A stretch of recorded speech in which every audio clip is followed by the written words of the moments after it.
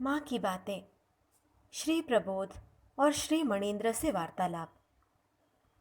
मैंने 1907 में माँ का पहली बार दर्शन किया। 1908 के मध्यकाल में वर्षा ऋतु में दूसरी बार दर्शन किया। इस बार सुबह लगभग 11:30 बजे जयराम बाटी गया।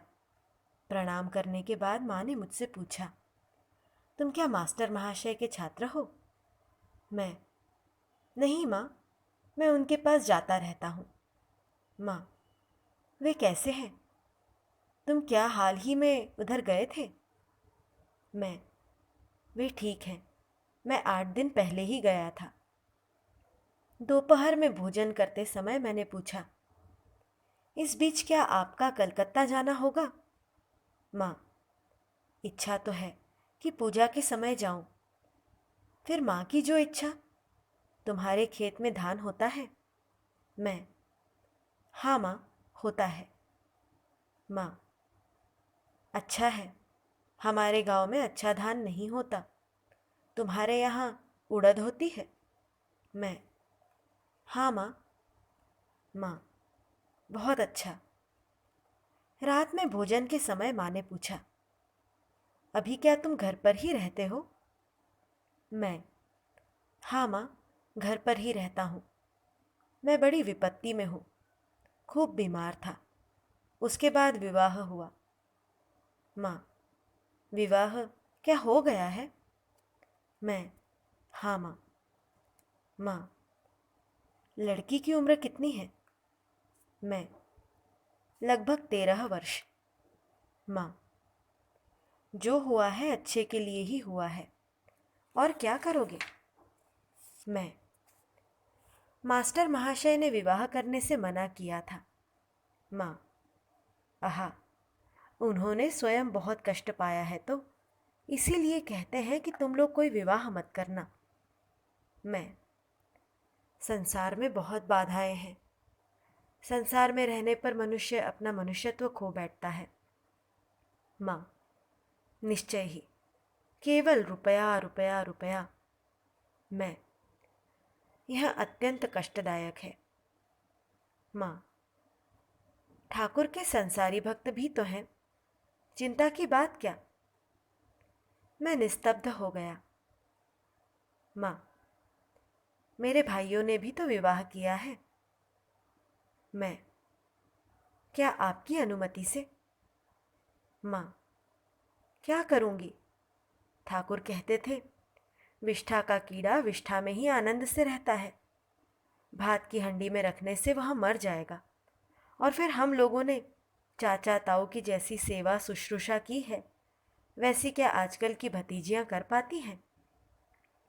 मैं, धीरे धीरे सब कुछ बदलता जा रहा है।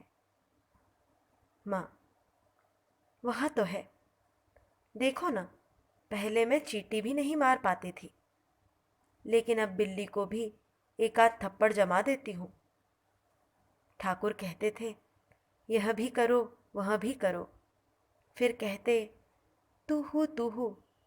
जीव बहुत दुख कष्ट भुगतने के बाद कहता है, तू हूँ, अर्थात ईश्वर तू ही। स्वार्थ। जितनी देर तक सतता है तभी तक व्यक्ति मेरा मेरा कहता है, उसके बाद नहीं। भय की क्या बात है? तुमने विवाह किया है, ठाकुर की इच्छा से वह भी अच्छी हो जाएगी। शायद उसका भी कोई सत्कर्म रहा होगा। ठाकुर कहते थे, विद्या से अधिक प्रभाव अविद्या का है, अर्थात अविद्या माया ने संसार को मुग्ध करके रखा है। जगदम्बा आश्रम, कोयलपाड़ा, बांकुड़ा, 20 अप्रैल रविवार 1919। मणिंद्र, सातू और नारायण आयंगार, एक मद्रासी भक्त आदि सुबह लगभग 10 बजे माँ को प्रणाम करने गए। माँ को यहाँ आए 1 महीने से अधिक हो गया है। पुरुष भक्त कोयलपाड़ा आश्रम में रहते हैं और वही खाना पीना करते हैं। माँ की भतीजी माकू का बेटा बहुत बीमार है। उसे डिप्थीरिया हो गया है। वह जयराम बाटी में है। बैकुंठ महाराज उसका इलाज कर रहे हैं। माँ उसके लिए अत्यंत चिंतित हैं। क्या होगा? भक्तों के प्रणाम करके बैठते ही पहले यही बात उठी। नारायण आयंगार, माँ, आपके आशीर्वाद से लड़का अच्छा हो जाएगा। माँ, कमरे में ठाकुर की फोटो को देखकर उनकी ओर हाथ जोड़कर, वे हैं ना? सातू, माकू के बेटे के लिए इन्होंने बहुत कुछ किया है। डिप्थीरिया का इंजेक्शन लाने के लिए कलकत्ता किसी को भेजा है, इत्यादि। माँ, हाँ, अच्छे व्यक्ति हैं। उन्होंने कालो को कलकत्ता भेजा, इतना रुपया खर्च किया। इनके न रहने पर कौन इतना करता? नारायण आयंगार, मैं यंत्र हूँ, ठाकुर यंत्री हैं। मुझसे यंत्र के समान काम करा रहे हैं। माँ, ठाकुर कहते थे, जिसके पास धन धान्य है वह बांटे, जिसके नहीं है वह जप करे। नारायण आयंगार, जप करते समय क्या आचमन करना आवश्यक है? माँ, हाँ, घर में रहने पर आसन आचमन की आवश्यकता है। रास्ते में या अन्यत्र स्थान में नाम करने से ही होगा। नारायण आयंगार, केवल नाम, मंत्र जप नहीं? माँ, हाँ, मंत्र जप भी करोगे अवश्य। फिर भी मन स्थिर करके एक बार उन्हें पुकारना लाख जप के बराबर होता है। अन्यथा सारा दिन जप किए जा रहे हैं लेकिन अनमने ढंग से, उससे क्या लाभ? मन की एकाग्रता चाहिए, तभी उनकी कृपा होती है। नारायण आयंगार, मैं जो कर रहा हूँ उससे ही होगा कि और भी कुछ करना होगा?